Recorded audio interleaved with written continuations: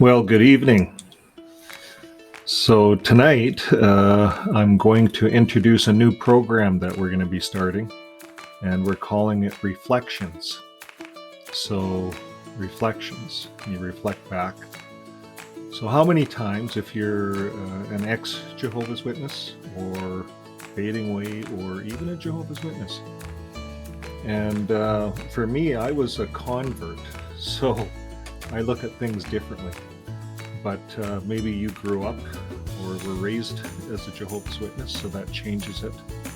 But for me, this is reflection, and I can reflect on my past, and if I could insert moments of truth or to help my past self in a way, that would be quite interesting. So sometimes we have these discussions with ourselves, and we wonder if it's beneficial. What if we didn't go down this road and come out? Uh, what would have happened? So oftentimes we think that way, but perhaps we were meant to go down this road, or if we were raised as a Jehovah's Witness and now we're awakened, maybe this was all meant to be.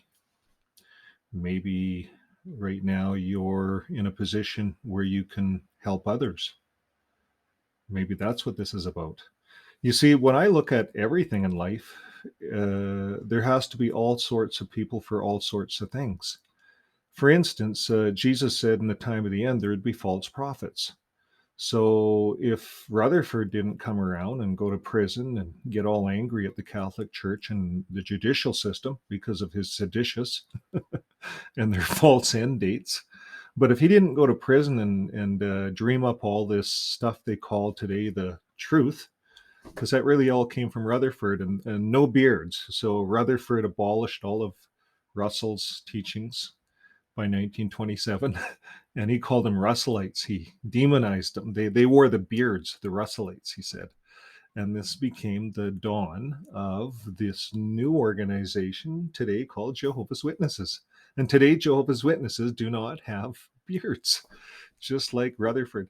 So it's interesting, what if we would have known all that back then? Would it have changed anything? I often wonder.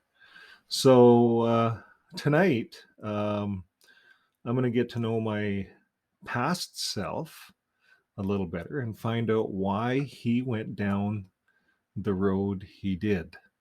So here he is. We're going to go way back to 40 years. We're going to go 40 years back in time, all the way back to 1981.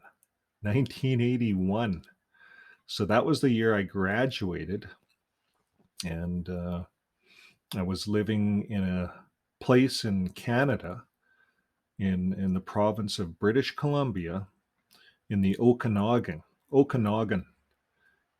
the Okanagan. The city was called Kelowna. That's where I went to high school. But the little town, the little hamlet between Kelowna and Penticton, it was along a big lake, the Okanagan Lake, known for the Ogopogo. It's kind of a myth. I've never seen it, but we lived in a little area called Peachland, and up on the hill.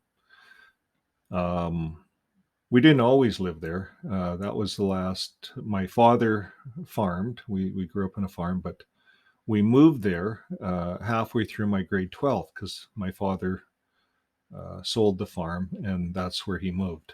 So I tagged along and finished my last year of high school in the Okanagan. Who wouldn't want to finish their last year of high school there? So it was a lot of fun. And at that time, I was 17 years old, just turning 18, finished high school, and I something happened. I met this girl, and she was a Jehovah's Witness.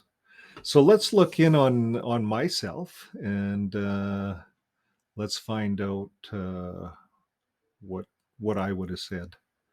Um, so here I am. I think they have the truth and it will set me free from choosing the wrong religion. They showed me that the Bible teaches everyone will live on a paradise here on earth. That girl I was interested in, I have been dating her and she has really good morals.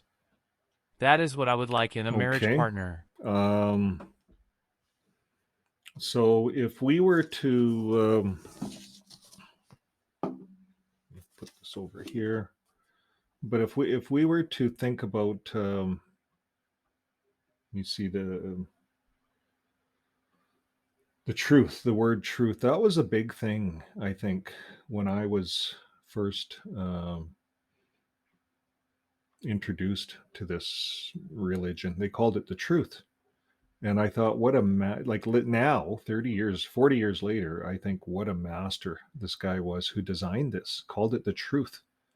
And right away in our minds, we think it's already programming, we're keying that in, typing it into our mind, the truth. In our mind, we're telling ourselves that this is the almighty truth.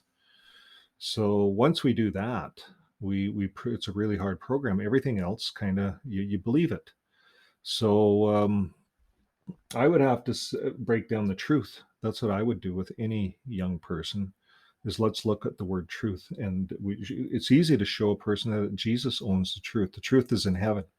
The truth cannot be found on earth, and we covered that before. But it's so easy. John 14:6. I am the way, the life, the truth. And then the truth will set you free. Well, Jesus shed blood will set us free, not the religion. You see, they twist that. Rutherford twisted it. And once he got them to believe they're in the truth, then no beards and all these other things will come in. But if I were to ask my young self about no beards, couldn't probably really grow much of a beard back then, so it wasn't a big deal. And but I would talk about the word truth. I don't know if that would have changed me then. Um, I don't know because sometimes we follow things for the wrong reason. Perhaps I was looking for love more than an understanding of the Bible. And this just seemed like love could be through this religion. So sometimes we enter things based on blind faith, blind whatever, blind love, infatuation. We're young. So let's just listen in and see what I would have said. Here I am. It was nice talking to you, future self. Here's the way I'm seeing this. If I don't go through with this religion, you would not be talking to me today? Am I right? Well, since you don't have an answer, I see my girlfriend just drove in, so I'm going to run. I'm sure we'll see each other in the future sometime. See you later, future self.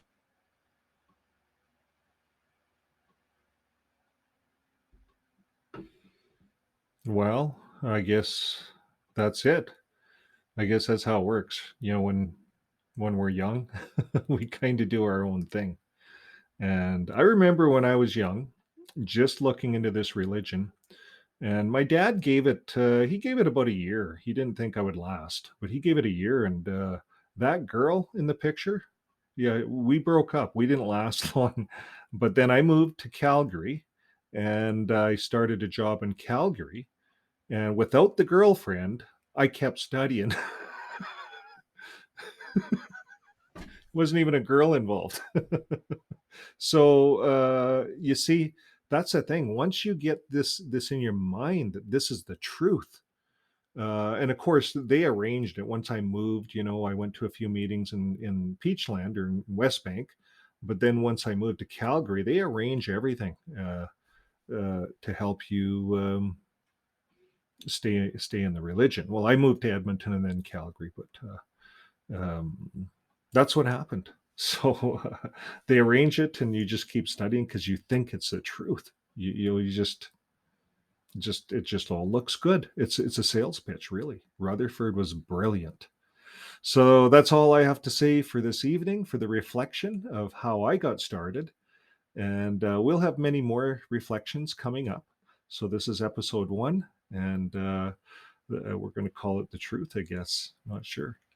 But bye for now. And until next time, live your life with love.